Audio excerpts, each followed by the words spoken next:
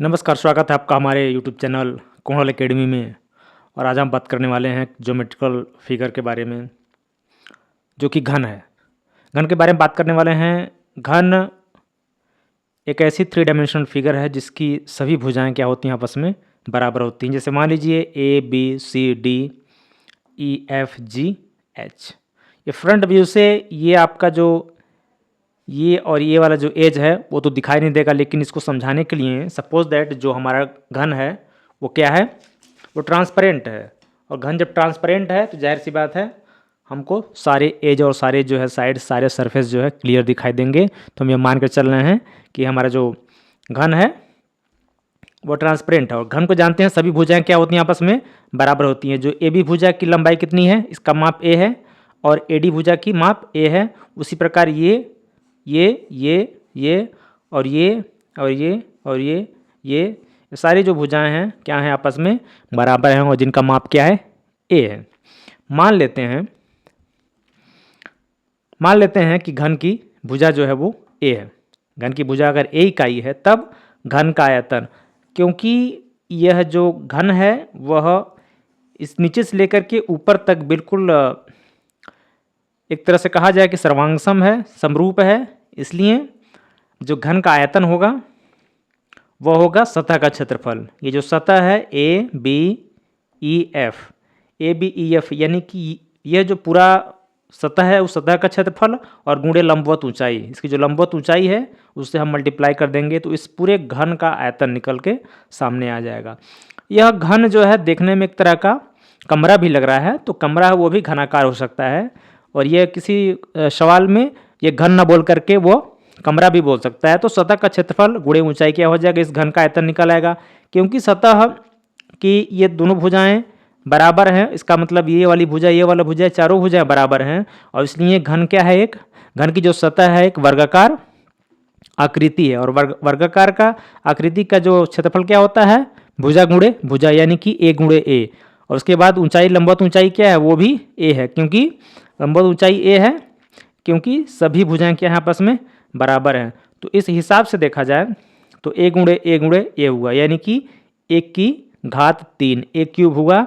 तो एक क्या है यहाँ पर, इस घन की भुजा है। तो जो भी क्वेश्चन में घन देगा उस घन की भुजा अगर हमको पता हो, भुजा की नाप पता हो, तो भुजा की क्यूब निकाल करके हम घन का आयतन या घनाकार कमरा जो भी है उसका आयतन हम आसानी से निकाल सकते हैं। अब बात कर लेते हैं घन का पृष्ठीय क्षेत्रफल की। जब घन के पृष्ठीय क्षेत्रफल की बात करेंगे, सरफेस एरिया की बात करेंगे, तो पहले ये हमको देखना रहता है कुल कितने सरफेस हैं, कुल कितने सरफेस हैं, कुल कितने पृष्ठ हैं। तो एक तो पृष्ठ ये हो गया, और दूसरा पृष्ठ ये सामने वाला हो गया, इसके ठीक सामने।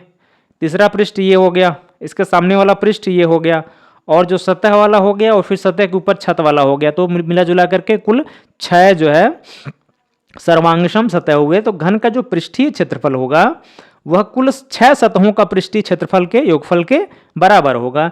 तो यानी कि कुल 6 सतहों का पृष्ठीय क्षेत्रफल हो जाएगा, क्योंकि सभी पृष्ठ एक बराबर हैं, एक माप के हैं, क्योंकि सभी भुजाएं मैंने पहले ही कह दिया है कि क्या हैं, आपस में बराबर हैं। इसलिए एक सतह का पृष्ठीय क्षेत्रफल निकालेंगे, सिर्फ हम एक सतह का पृष्ठीय क्षेत्रफल निकालेंगे, और एक सतह का पृष्ठीय क्षेत्रफल निकाल करके हम क्या करेंगे, उसमें 6 से गुणा कर देंगे। तो एक सतह का पृष्ठीय क्षेत्रफल फिर वही हो जाएगा आपका सतह का क्षेत्रफल A गुणे A, यानी कि वर्गाकार आकृति का क्षेत्रफल।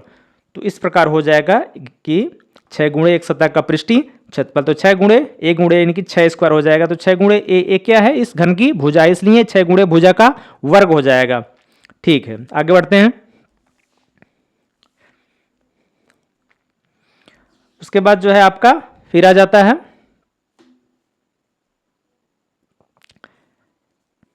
घन का विकर्ण।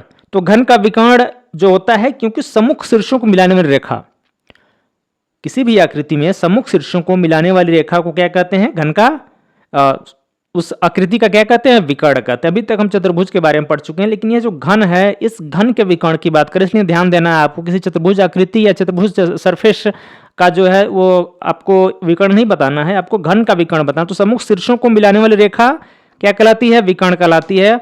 और सम्मुख शीर्षों को मिलाने वाली रेखा यहाँ पे ये जो भुजा CE है, भुजा CE, ध्यान दीजिएगा, भुजा CE जो है भुजा, ये क्या है, इस घन की विकर्ण है। और इसलिए हम यहाँ पे हम देखेंगे कि जो है घन का विकर्ण हम कैसे निकालते हैं। ठीक है, तो त्रिभुज ए बी ई, त्रिभुज ए बी ई क्या है? एक समकोण है। आप देख लीजिए ध्यान से, त्रिभुज ए बी ई क्या है? एक समकोण है। अब त्रिभुज ए बी एक समकोण त्रिभुज है क्योंकि कोण बी ए ई क्या है? 90 डिग्री है। कोण जो है ये क्या है? 90 डिग्री है।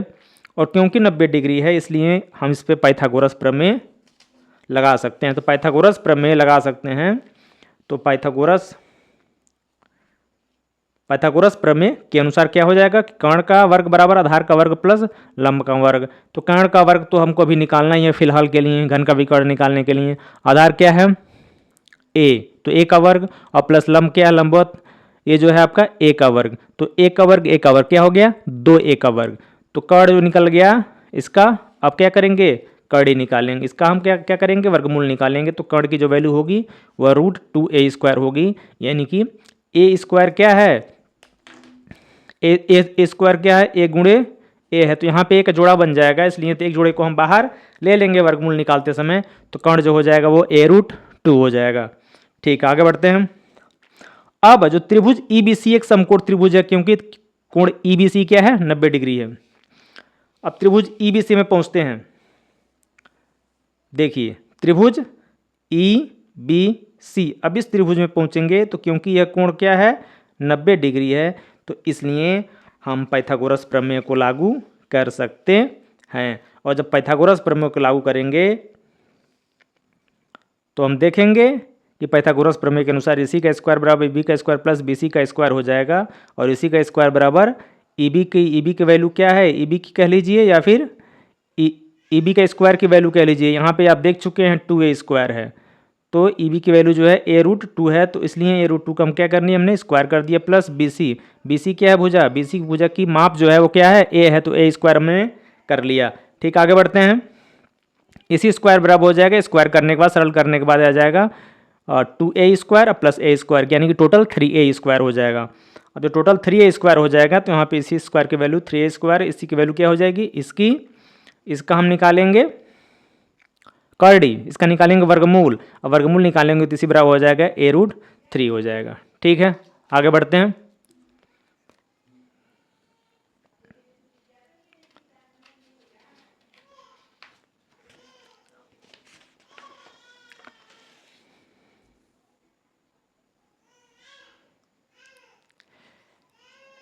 ठीक, अब बात कर लेते हैं घनाभ की। घनाभ है और घन में यही अंतर होता है, घन की सभी भुजाएं, सभी जो कोरे होते हैं क्या होते हैं? उनकी लंबाई आपस में बराबर होती है, लेकिन घनाभ की लंबाई चौड़ाई अलग अलग होती है। मोटी मोटा अगर दो भुजा भी लंबाई में बराबर होते हैं तो तीसरी भुजा क्या होगी? एक अलग नाप की होगी। तो यदि घनाभ की लंबाई चौड़ाई और ऊंचाई क्रमशः जो है आपका मान लिया जाए L, B और H, तब घनाभ का जो आयतन होगा यानी कि घनाभाकार कमरे का आयतन जो होगा वो क्या होगा? सतह का क्षेत्रफल गुणे लंबवत हो जाए। मैंने फिर कहा ना सतह का क्षेत्रफल, क्योंकि नीचे से लेकर ऊपर तक जो है जो हमारी आकृति है वो क्या है? सर्वांगसम है, बराबर है बिल्कुल। तो इसलिए सतह का क्षेत्रफल जो हो जाएगा वह गुणे लंबवत ऊंचाई, तो घनाभ का आयतन बराबर हो जाएगा सतह का क्षेत्रफल। इस सतह यानी कि ABFE, ये जो सतह है ABFE, इसका क्षेत्रफल निकालेंगे और गुणे लंबवत ऊंचाई जो भी होगा H हमने मान लिया है उससे गुणा कर देंगे। तो ये जो सतह है वो एक क्या है? आयताकार सतह है, क्योंकि लंबाई और चौड़ाई अलग है, इसलिए इसका क्षेत्रफल कैसे निकालेंगे? लंबाई गुणे चौड़ाई LB कर देंगे, तो LB हो जाएगा गुणे H, तो टोटल क्या हो जाएगा? L गुणे B गुणे H, यानी कि LBH। तो घनाभ या फिर घनाभाकार कमरे का जो आयतन होगा वह LBH हो जाएगा। अब देख लेते हैं घनाभ का पृष्ठीय क्षेत्रफल। इस प्रकार हमने घन का पृष्ठीय क्षेत्रफल निकाला था, ठीक उसी प्रकार हम घनाभ का भी पृष्ठीय क्षेत्रफल निकालेंगे। तो घनाभ का पृष्ठीय क्षेत्रफल निकालने के लिए हम क्या करेंगे? 1 2 3 4 5 6 यानी कि 6 सतहों का पृष्ठीय क्षेत्रफल निकालेंगे। तो इसका पृष्ठीय क्षेत्रफल LB हो जाएगा, और सिमिलरली इस छत का जो सतह का पृष्ठीय क्षेत्रफल वो भी क्या होगा? LB होगा। उसी प्रकार ये B और ये H, इस पूरे जो है सतह का पृष्ठीय क्षेत्रफल होगा क्या होगा? B गुणे H होगा।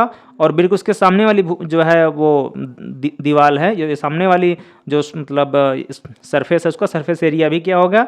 BH के ही बराबर होगा। तो BH जो है हमारा 2 बार हो गया है और LB भी 2 बार हो गया है। सिमिलरली बिल्कुल ठीक उसी तरीके से H और ये L, तो ये वाली जो दीवार है, ये वाली सतह है, पृष्ठ है, और सामने वाली पृष्ठ है वो भी उसकी भी क्या होगी, एरिया आपस में बराबर हो गई। तो HL और HL 2 बार हो गया है, तो 2LB + 2BH + 2HL बराबर 2 क्या है, सब में कॉमन है तो बाहर ले लिया, तो कोष्टक में LB + BH + HL के गुणनफल के बराबर होगा घनाभ या घनाभाकार कमरे की पृष्ठीय क्षेत्रफल।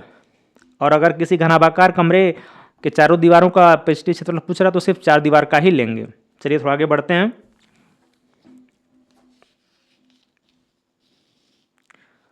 अब आते हैं घनाभ के विकर्ण के बारे में। जैसे कि पहले हमने जान चुके थे, जिस प्रकार हमने घन का विकर्ण निकाला था, ठीक उसी प्रकार बिल्कुल उसी तरीके से हम घनाभ का भी विकर्ण निकालेंगे। त्रिभुज BAE एक समकोण त्रिभुज है। आप जैसा कि आप देख पा रहे हैं, आप वीडियो को थोड़ा सा बैक कर लीजिएगा। तो त्रिभुज BAE क्या है हमारा, एक त्रिभुज BAE जो है हमारा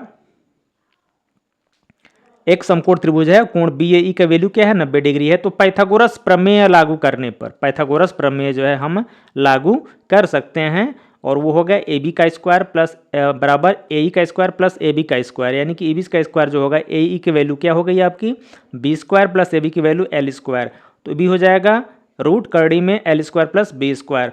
पुनः समकोण, पुनः त्रिभुज EBC में, पुनः जो त्रिभुज हम देख लेते हैं आपका त्रिभुज EB और C में। अब इस त्रिभुज में चलेंगे तो इस त्रिभुज में क्या है, कोण EBC, कोण EBC क्या है, 90 डिग्री है। तो इसलिए पाइथागोरस थ्योरम जो है यहाँ पे हम अप्लाई कर सकते हैं। जब पाइथागोरस थ्योरम अप्लाई कर देंगे तो हो जाएगा EB का स्क्वायर बराबर AE का स्क्वायर प्लस AB का स्क्वायर, तो ये आपका हो जाएगा। तो यहाँ पे जब त्रिभुज ABC में जो है अब आप पाइथागोरस प्रमेय अप्लाई करेंगे, पाइथागोरस थ्योरम लगाएंगे, तो यहाँ पे हो जाएगा इसी का स्क्वायर बराबर EB का स्क्वायर प्लस BC का स्क्वायर, और इसलिए EB और BC की वैल्यू रखेंगे। तो EB स्क्वायर की वैल्यू यहाँ पे आप देख सकते हैं कि यहाँ पे आपके पहले ही हमने कैलकुलेट कर लिया है। EB की वैल्यू जो है पहले ही हमने कैलकुलेट कर लिया है, तो कोई बहुत ज़्यादा उस पर डिफिकल्टी वाली बात नहीं है। तो EB का स्क्वायर यहाँ पे रख देंगे, BA का स्क्वायर प्लस L का स्क्वायर प्लस BC का स्क्वायर H का स्क्वायर, इसलिए जो EC की वैल्यू हो गई, यानी कि घनाभ के जो विकर्ण का जो वैल्यू होगी वो होगी करड़ी में L का स्क्वायर प्लस B का स्क्वायर प्लस H का स्क्वायर, यानी कि तीनों भुजाओं के वर्गों के योगफल के वर्गमूल के बराबर होता है घनाभ का विकर्ण। ठीक है, अब बात कर लेते हैं कमरा की। कमरा जो होता है वो घनाकार भी हो सकता है और घनाभाकार भी हो सकता है। ज़्यादातर कमरे आपको घनाभाकार ही मिलते हैं। तो यदि कोई कमरा है, कमरे की लंबाई, चौड़ाई और ऊंचाई क्रमशः L, B और H हैं, सिमिलरली बिल्कुल उसी तरीके से हम बात कर रहे हैं जिस प्रकार से हम घनाभ की बात कर रहे थे। तो कमरे में भरी हवा का आयतन, कमरे में हवा भर दिया जाए, कमरे में कोई सामान रख दिया जाए, पूरी तरह से कमरे को भर दिया जाए, तो कमरे में भरी जो हवा का आयतन होगा वह कमरे के आयतन के बराबर ही तो हवा उसमें जो है जगह बनाएगी, तो L × B × H हो जाएगा। ठीक है, बहुत बहुत। अब बात करते हैं चारों दीवारों का क्षेत्रफल। अब चारों दीवारों का क्षेत्रफल मैंने भी जस्ट आपको 5 मिनट पहले बताया था कि यहाँ पे कभी कभी सभी पृष्ठों का क्षेत्रफल का न पूछ करके सिर्फ चारों दीवारों का पूछ सकता है। तो चारों दीवार क्या हो गए, ये दीवार आमने सामने की, और ये दीवार आमने सामने की, और सिर्फ उन्हीं दीवारों को ही हम जोड़ेंगे। तो इसलिए ये आपका चारों दीवार का क्षेत्रफल हो जाएगा LH H plus BH BH। तो यहाँ पे देख सकते हैं आप L और H, LH इसका जो है आयताकार इस सतह का क्षेत्रफल ये हो जाएगा LH, और इसके सामने वाली जो दीवार है उसका भी क्षेत्रफल कितना होगा, LH के ही बराबर होगा। उसी प्रकार ये जो BH है, ये जो BH है, ये वाला सतह, इस सतह का क्षेत्रफल BH हो जाएगा, और सामने वाली दीवार जो है बिल्कुल उसी के जैसी है, इसका भी क्षेत्रफल क्या हो जाएगा, BH हो जाएगा। इसलिए LH LH और BH BH जो है 2 बार हो गया, तो 2LH प्लस 2BH।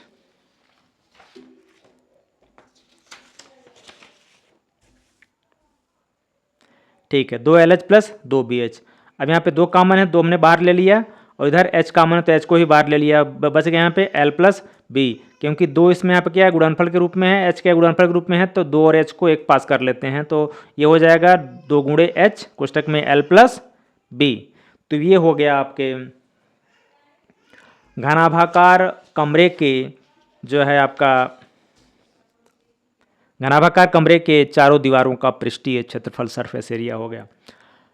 तो ये वीडियो आपको कैसा लगा? अगर वीडियो अच्छा लगा हो तो वीडियो को लाइक और चैनल को सब्सक्राइब कीजिए अगर आप चैनल पर नए हैं तो।